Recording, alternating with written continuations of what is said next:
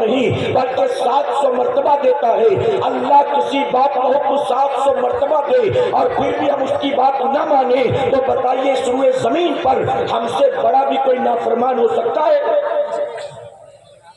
اگر بیٹا باپ کی بات نہ مانے تو باپ کہتا ہے آج کے بعد تو میرے لیے مر گیا۔ اگر بھائی بھائی کی بات نہ مانے تو بھائی کہتا ہے آج کے بعد تیرا میرا کوئی لینا دینا نہیں ہے۔ اگر بیٹا ماں کی بات نہ مانے تو ماں کہتی ہے ایسی نافرمان اولاد ہونے سے تو اچھا کہ میں بانجھ رہتی۔ غلط تو نہیں کہہ رہا ہوں؟ پیر صاحب کسی بات کا حکم 1 بار 2 بار 3 بار دے، آپ نہ مانے تو پیر کی بات نہ مان کر پیر کے چہیتے مرید بن جائیں گے؟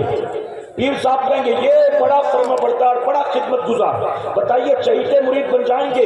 میرے پیارے آقا علیہ الصلوۃ والتسلیم کے بیٹھ والوں، وہ رب جس نے پوری کائنات کو پیدا فرمایا، ہم صبح جو کھاتے ہیں وہ دینے والا کون ہے؟ ہم دوپہر جو کھاتے ہیں وہ دینے والا کون ہے؟ ہم رات جو کھاتے ہیں وہ دینے والا کون ہے؟ آپ دل پر ہاتھ رکھ کر مجھے جواب دیں، آپ کے سینے میں دل کی دھڑکنوں کو چلانے والا کون ہے؟ آپ کے رگوں میں خون کو دوڑانے والا کون ہے؟ آپ کی سانسوں کو اندر باہر چلانے والا کون ہے؟ بنا کسی مشین و انجن کے آپ کا دل دھڑک رہا ہے، یہ دھڑکانے والا کون ہے؟ پورے جسم کے اندر رگوں کا جال بچھانے والا کون ہے؟ آپ کے جسم کو صحیح سلامت بنانے والا کون ہے؟ رات سونے کے بعد صبح اٹھنے کی مہلت دینے والا کون ہے؟ نافرمانی کرنے کے بعد بھی جب جاتے ہو کاروبار کرنے کے لیے تو نافرمانی کے بعد بھی روزی دینے والا کون ہے؟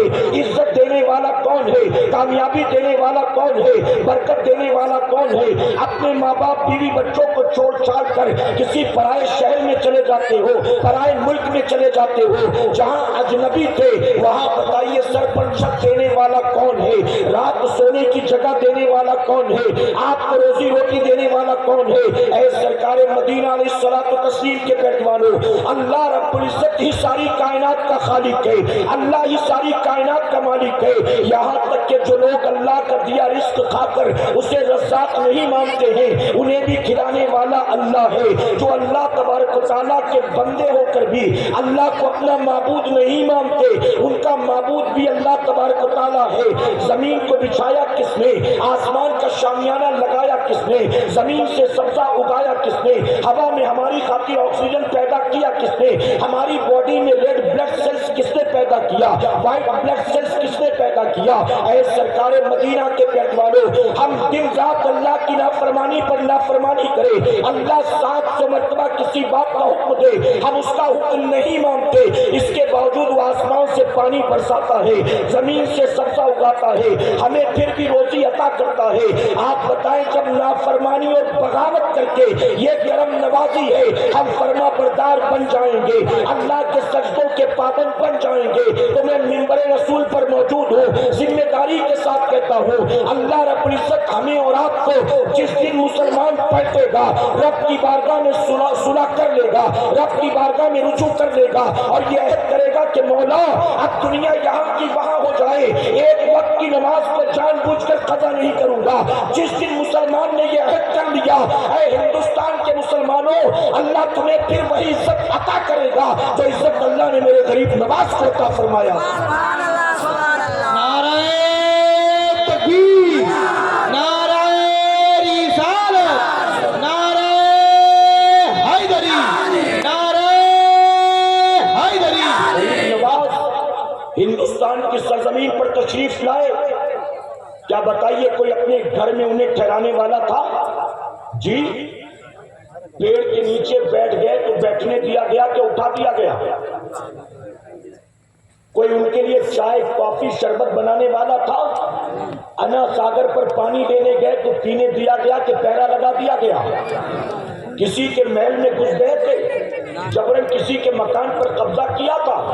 میرے پیارے آقا علیہ الصلوۃ والتسلیم کے پیروانوں، ہندوستان کی سرزمین پر غریب نواز تشریف لاتے کوئی مرید نہیں تھا، کوئی میزبان نہیں تھا، کوئی کرایہ بھاڑا دینے والا نہیں تھا، کوئی اپنے مکان میں ٹھہرانے والا نہیں تھا، کوئی آپ کے نام کا پوسٹر چھاپنے والا نہیں تھا، کوئی آپ کی خاطر اسٹیج لگانے والا نہیں تھا، کوئی آپ کو سر آنکھوں پر بٹھانے والا نہیں تھا۔ ایک نئے ملک میں، اجنبی ملک میں تشریف لاتے ہیں، اس کے باوجود آپ نے دیکھا کہ مقابلے میں جو آیا وہ کوئی سوشل ورکر نہیں تھا، وہ کوئی گاؤں کا پردھان نہیں تھا، وہ کوئی minister MP MLA نہیں تھا۔ جو غریب نواز کے مقابلے میں آیا وہ ہندوستان کا بادشاہ تھا۔ غریب نواز کے مقابلے میں آیا، غریب نواز چند فقیروں کو ساتھ لے کر آئے تھے، اپنے ساتھ کوئی اسلحہ لے کر نہیں آئے تھے، اپنے ساتھ کوئی مال و دولت لے کر نہیں آئے تھے، اپنے ساتھ کوئی لمبی چوڑی فوج لے کر نہیں آئے تھے۔ غریب نواز اپنے ساتھ کھانے پینے کا کوئی بہت زیادہ سامان لے کر نہیں آئے تھے، آپ کے مقابلے میں آ کر کھڑا ہو گیا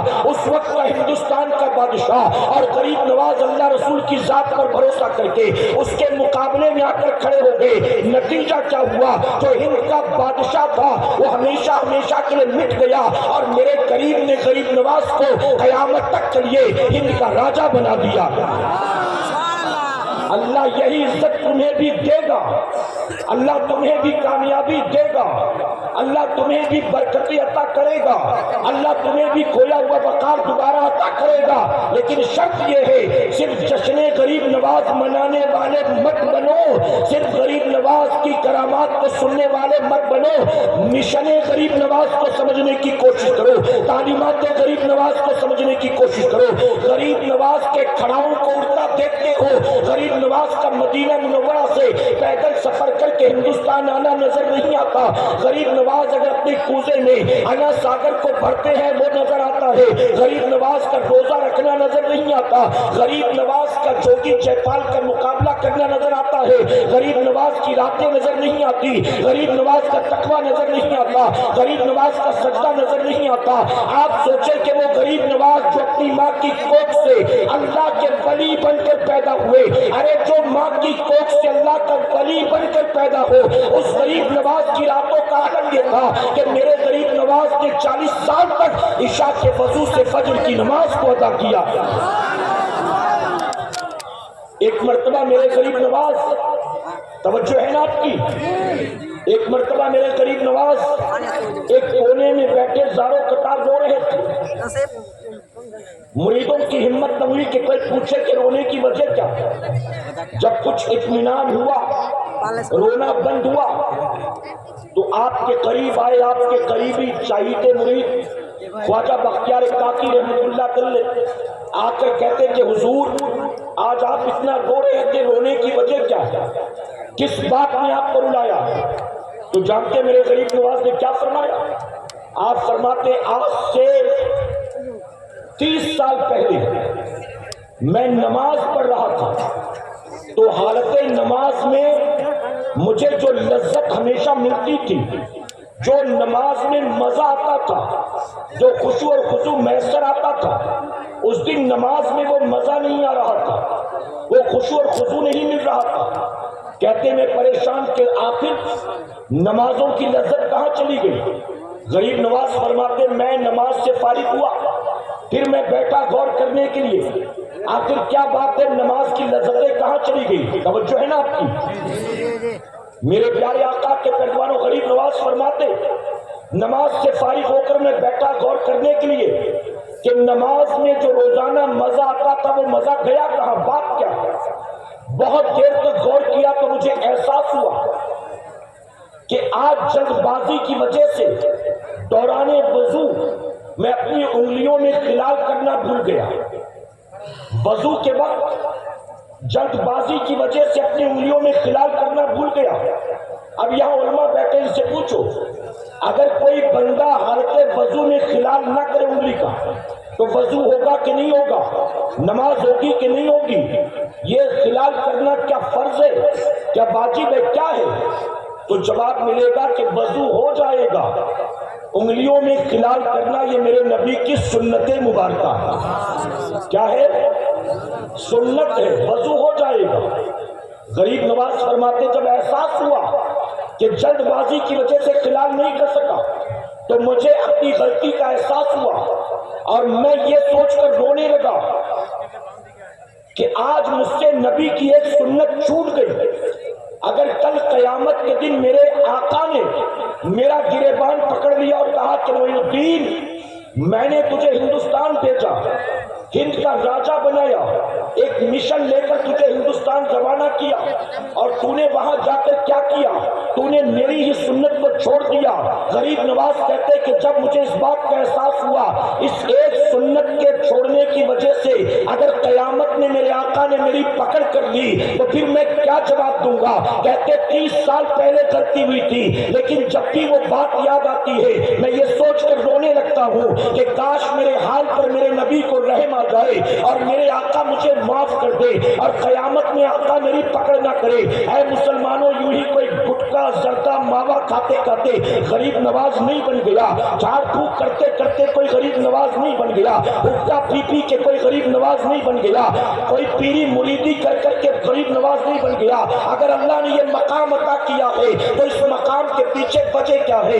غریب نواز کہتے 30 سال پہلے سنت جلد بازی کی وجہ سے غلطی سے رہ گئی تھی، جب بھی غلطی یاد آتی ہے رونے لگتا ہوں کہ کاش میرے نبی کو مجھ پر رحم آ جائے اور میرے نبی مجھ کو معاف کر دے۔ اگر قیامت میں انہوں نے میری پکڑ کر دی اور کہا تو نے میری سنت کو چھوڑا تو میں کیا جواب دوں گا؟ اے خوش عقیدہ سنی مسلمانوں، غریب نواز کی چھٹی منانے والوں ذرا سوچو، ہمارے امام سے ایک سنت غلطی سے رہ جائے تو غریب نواز 30 سال تک روتے نظر آتے ہیں، اور غریب نواز کی چھٹی منانے والا، عرس پاک میں جا کر چادر چڑھانے والا، اور غریب نواز کے عرس کے نام پر نہ جانے کیا کیا رسم و رواج کرنے والا، روزانہ اٹھ کر صبح چہرے سے داڑھی مڈاتا ہے تب اسے نبی کی سنت یاد نہیں آتی، جب وہ گالیاں دیتا ہے تب اسے احساس نہیں ہوتا کہ یہ حرام و ناجائز ہے، جب ماں باپ کو جھڑکیاں دیتا ہے تب اسے احساس نہیں ہوتا کہ یہ ناجائز و حرام ہے، جب دوسروں کے بہو بیٹیوں پر گندی نظریں ڈالتا ہے، سیٹیاں تالیاں بجاتا ہے تو احساس نہیں ہوتا کہ یہ ناجائز و حرام ہے۔ اے سرکار مدینہ کے پہلوانوں، ہم نبی کی 12ویں بھی مناتے ہیں، غوث پاک کی 11ویں بھی مناتے ہیں، ہم غریب نواز کی چھٹی بھی مناتے ہیں، ہم کربلا والوں کے نام پر ماہ محرم میں نہ جانے کون کون سی رسمیں کرتے ہیں، ہم بزرگان دین کا عرس پاک بھی مناتے ہیں، ہم یہ ساری چیزیں رسمی طور پر کر کے گزر جاتے ہیں، لیکن اللہ کے ان برگزیدہ بندوں کی تعلیمات کو ہم سمجھنے کی کوشش نہیں کرتے، ان کی حیات طیبہ کا مطالعہ کرنے کی ہم کوشش نہیں کرتے، اور ہمارے جلسوں میں جب ہم آتے ہیں تو جلسوں میں بھی آتے ہیں تو لگتا ہے جیسے کانوں کے چسکے کے لیے آئے ہیں، محض انٹرٹینمنٹ کے لیے آئے ہیں، محض بھیڑ بھاڑ کا حصہ بننے کے لیے آئے ہیں۔ میرے پیارے آقا علیہ الصلوۃ والتسلیم کے پیروانوں، غریب نواز نے 40 سال تک عشاء کے وضو سے فجر کی نماز کو ادا کیا۔ اگر غریب نواز کے واقعی عاشق ہو آج اس محفل سے اٹھنے سے پہلے طے کر لینا، ہمارے غریب نواز نے 40 سال تک عشاء کے وضو سے فجر کی نماز کو ادا کیا ہے۔ ہم بھی وعدہ کرتے ہیں اب روزانہ عشاء کے وضو سے عشاء ادا کریں گے اور فجر کے وضو سے انشاءاللہ فجر ادا کریں گے۔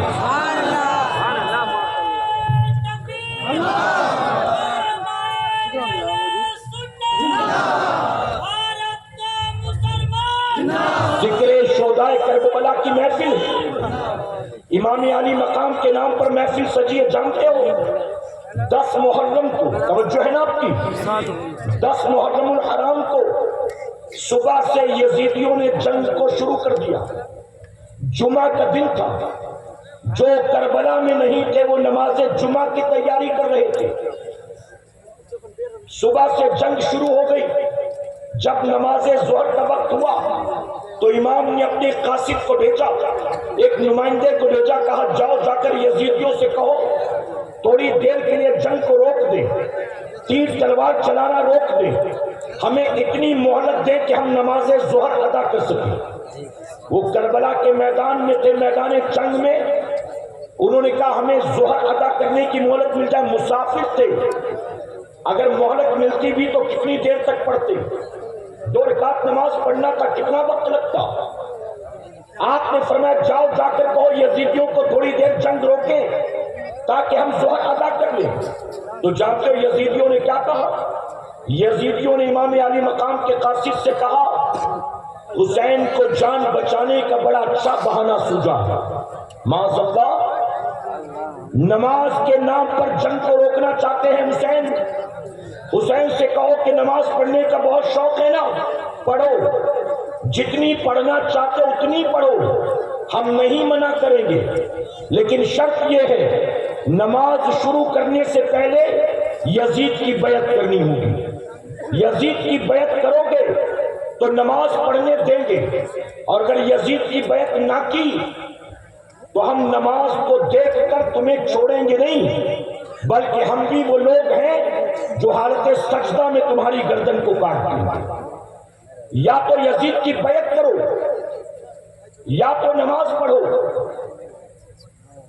جب امام علی مقام کے قاصد نے آ کر کہا ظالم جنگ روکنے کو تیار نہیں ہے بلکہ دھمکی دے رہی ہے کہ اگر نماز پڑھنی ہے تو پڑھو، لیکن یزید کی بیعت پہلے کرنی ہوگی، یزید کی بیعت نہیں کرو گے تو ہم مروت نہیں کریں گے، نماز شروع کر دی تو سجدے میں سر کاٹ دیں گے۔ تو جانتے امام نے کیا کہا تھا؟ امام نے کہا جاؤ جا کر یزیدیوں سے کہہ دو، یزیدیوں سے جاؤ جا کر یہ کہہ دو حسین نہ یزید کی بیعت کے لیے تیار ہے اور نہ جان بوجھ کر نماز قضا کرنے کے لیے تیار ہے، نہ ہاتھ میں ہاتھ دوں گا اور نہ نماز چھوڑوں گا۔ جاؤ کہہ دو کہ دھمکیاں دینا بند کر دیں، اگر یہ حالت سجدہ میں سر کاٹنے پر تلے ہیں تو حسین بھی سجدے میں سر کٹانے پر تلا۔ میں سر کٹا تو سکتا ہوں لیکن نماز قضا نہیں کر سکتا ہوں۔ یہ کون کہہ رہا ہے؟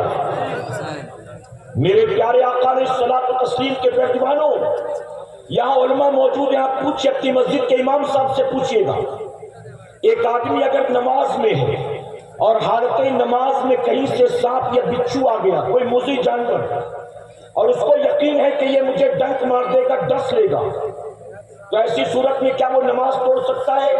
شریعت کا کیا حکم ہے؟ تو آپ کو پتا چلے گا شریعت کی اجازت ہے کہ وہ نماز توڑ کے اسے مارے اور اپنی جان بچائے۔ اس وقت جان بچانا فرض ہے، نماز بچانا نہیں۔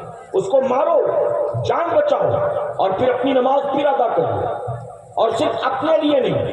اگر کوئی چھوٹا بچہ سو رہا ہے کمرے میں اور آپ نماز پڑھ رہے ہیں اور اچانک کہیں سے کوئی سانپ بچھو آ گیا اور آپ کو یقین ہے کہ اگر میں نے نماز توڑ کر اسے نہیں مارا تو یہ بچے کو ڈس لے گا، بچے کو ڈنک مار دے گا، تو بچے کی جان بچانے کے لیے بھی شریعت نے آپ کو نماز توڑنے کی اجازت دی ہے۔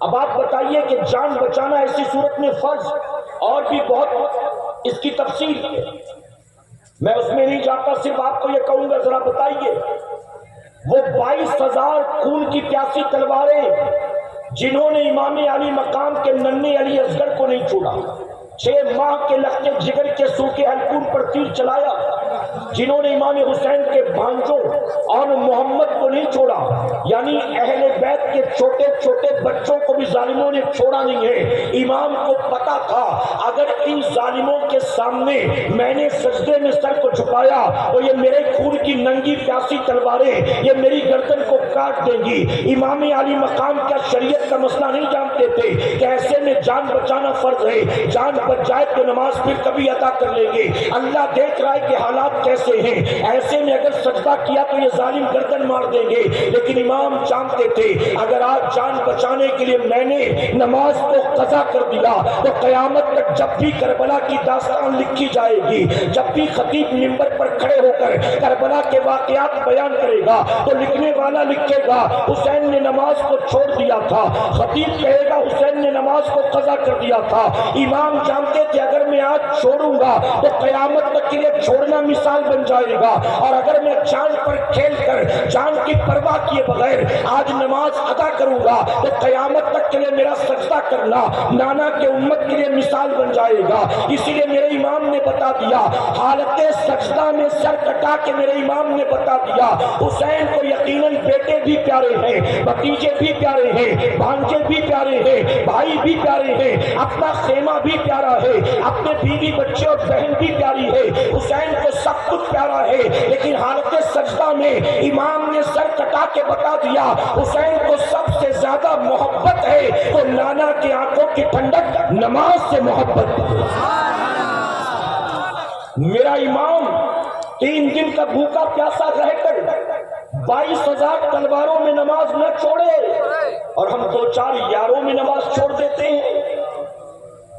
شادی میں گئے تو نماز نہیں، काम धंधे पर गए तो नमाज नहीं, स्कूल कॉलेज में यूनिवर्सिटी में गए तो नमाज नहीं। मेरे प्यारे आका ने सलात व तस्लीम के पैरवानों, बाद मरने के कयामत के दिन सबसे पहला जो हिसाब होगा वो पता है कि काहे का होगा? जितना साल भर कमाते हो गवर्नमेंट को उसका हिसाब देना पड़ता है, रिटर्न फाइल करना पड़ता है कि साल भर का टर्न ओवर कितने का, कितना कमाया, कितना इन्वेस्ट किया, कितना बचाया, कितनी सेविंग, ये सारा अकाउंट देते हो कि नहीं देते हो गवर्नमेंट को? आप बताइए, जिसका हमारी कमाई से कोई ताल्लुक ही नहीं है, हम मेहनत मशक्कत करके कमा रहे, इसमें गवर्नमेंट का क्या इन्वॉल्वमेंट है? इसके बावजूद गवर्नमेंट आपसे हर साल हिसाब लेती है। अगर आपने अकाउंट नहीं शो किया तो आपको नोटिस आ जाएगी इनकम टैक्स की तरफ से, बहुत ज्यादा करोड़ों का टर्नओवर है तो आपके यहाँ रेट पड़ जाएगी। मेरे प्यारे आका के पैरवानों, जिनका हमारी कमाई से कोई ताल्लुक नहीं है, हर साल उन्हें भी मजबूरन हमें हिसाब किताब देना पड़ता है। तो जिस रब ने सब कुछ अता किया है, क्या वो कयामत में हमें यूं ही छोड़ देगा? और वहां आपकी कमाई का हिसाब बाद में होगा, बैंक बैलेंस का हिसाब बाद में होगा, आपके खर्चे का हिसाब बाद में होगा, आपकी बीवी बच्चों का हिसाब बाद में होगा। सबसे पहला सवाल किसके बारे में होगा? जी, और बुलंद आवाज से, जिनको नहीं पता वो भी सुन ले, किसका हिसाब होगा? इसके बावजूद पढ़ते हो? पता है सबसे पहला हिसाब नमाज का।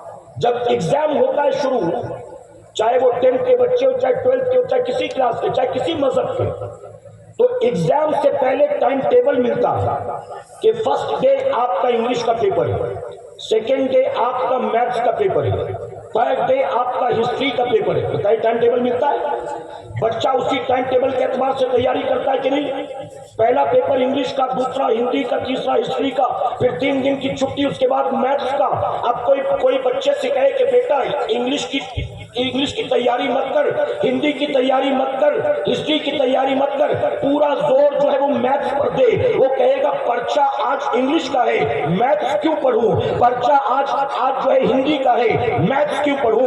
अलजेब्रा से पहले 3 दिन की छुट्टी मिलेगी, तब अलजेब्रा की तैयारी कर लूंगा। अभी मुझे जो आज एग्जाम देना उसकी तैयारी करने दो। अरे छोटे छोटे बच्चे भी जानते हैं कि पर्चा जिस चीज का सबसे पहले होगा, तैयारी सबसे पहले उसी की जाएगी। लेकिन मेरी कौम को ये बात समझ में क्यों नहीं आती? ये सारी तैयारियां तो किए बैठा है, अपनी बेटी की शादी की तैयारी, अपने मरने के बाद बच्चे के काम धंधे की तैयारी, अपने घर बार की तैयारी, अपने खाने पीने की तैयारी, अपने ओढ़ने पहनने की तैयारी, अपने घूमने फिरने की तैयारी। तो उन्हें दुनियावी एतबार से सारी तैयारियां कर रखी है।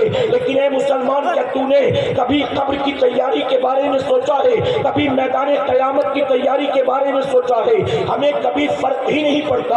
हमारे पास लोग आते हैं, कोई आकर कहता है हजरत दुआ करे, इस साल मेरी बेटी नीट की तैयारी कर रही है। कोई कहता है दुआ करे मेरे बेटे का इंजीनियरिंग का लास्ट ईयर है वो कामयाब हो जाए। कोई कहता है कि मेरा बेटा 12th की तैयारी कर रहा है। कोई कहता है मेरा बेटा या बेटी IAS की तैयारी कर रहे हैं। हमारे पास लोग आते हैं अपनी औलाद के लिए दुआएं करवाने, बेटी ये एग्जाम दे रही दुआ कर दे, बेटा ये तैयारी कर रहा है दुआ कर दे। लेकिन आज तक कोई एक भी माँ बाप ऐसे नहीं आए जिन्होंने हमसे आकर ये कहा हो कि हजरत दुआ कर दीजिए मेरा बेटा कब्र के इम्तिहान में कामयाब हो जाए, मेरी बेटी आखिरत के इम्तिहान में कामयाब हो जाए। मेरे प्यारे आका के पैरवानों, जानते हो एक अल्लाह के वली दुनिया को छोड़ छाड़ कर एक पहाड़ की चोटी पर जाकर बैठे, 30 साल तक अल्लाह की इबादत करते रहे। अल्लाह अल्लाह अल्लाह, ना कहीं आना जाना, ना किसी से मिलना जुलना।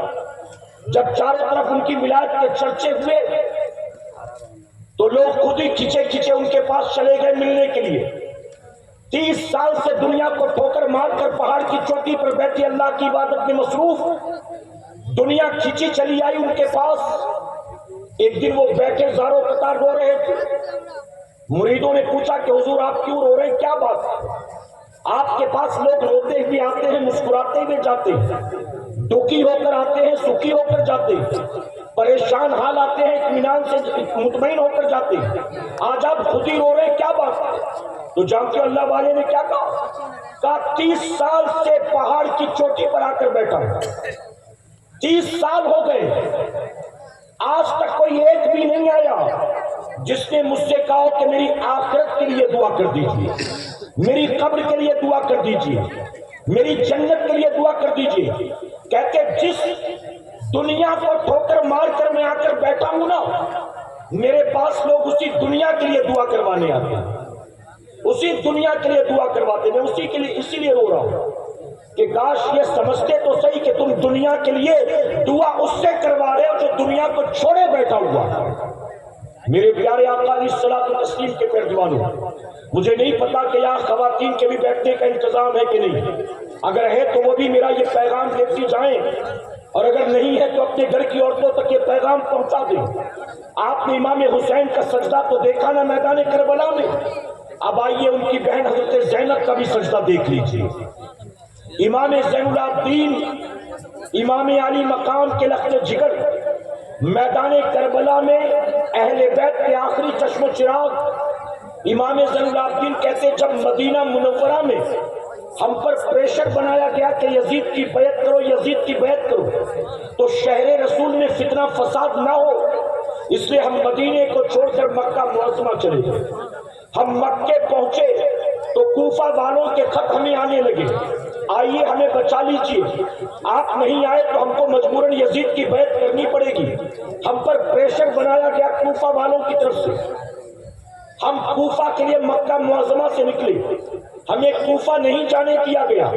हुर के लश्कर ने हमको घेरा और करबला में लेकर आ गए। इमाम ज़ैनुल आबिदीन कहते हैं पूरे सफर में मेरी फूफी हजरत ज़ैनब हमारे साथ थी, पूरे सफर में मेरी फूफी हजरत ज़ैनब साथ थी। मदीना मुनव्वरा से मक्का मुअज़्ज़मा, मक्का मुअज़्ज़मा से मैदान करबला, और इमाम ज़ैनुल आबिदीन कहते पूरे सफर में मेरी फूफी ने किसी रात तहज्जुद की नमाज को कज़ा नहीं किया। मैं माज़रत के साथ कहूंगा, हम निकलते हैं तकरीर करने के लिए, हम निकलते हैं कहीं जलसे में जाने के लिए, तो हमने देखा तकरीरों और जलसों के चक्कर में कई लोग ऐसे हैं जो खुद अपनी नमाजें कज़ा कर बैठते हैं, नमाजों की कोई परवाह नहीं करते इल्ला माशाअल्लाह।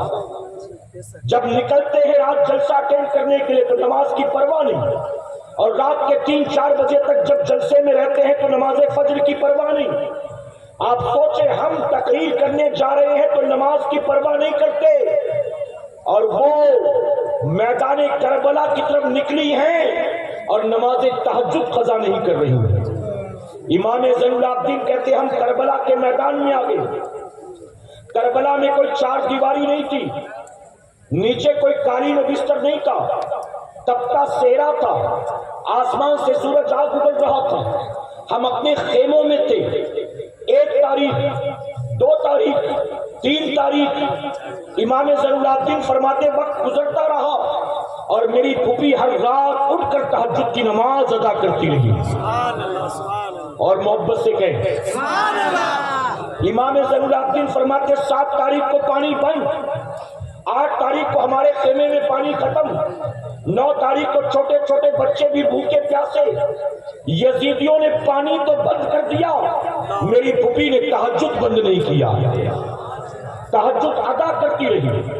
10 मुहर्रम को सुबह से जंग का आगाज हुआ, दोपहर होते होते हमारे जितने थे सबको जालिमों ने शहीद कर दिया, फिर हमारे खेमे को लूटा गया।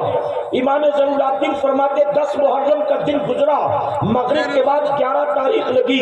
ये 11 मुहर्रम की रात हम अहले बैत के लिए जो करबला में थे, कयामत से कम रात नहीं थी।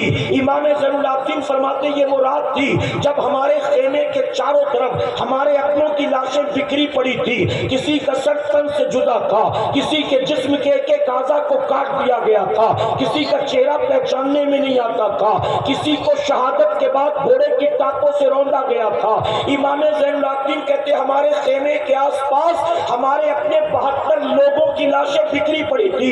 रात के अंधेरे में फरमाते मैं देखकर हैरान रह गया, हमारे खेमे का पर्दा हटता है, मेरी फूफी हज़रत ज़ैनब बाहर निकलती है और निकलने के बाद चारों तरफ बिखरी लाशों का जायजा लेती है। इमाम ज़ैनुल आबिदीन फरमाते हैं इनमें कोई मेरी फूफी का भाई भी था।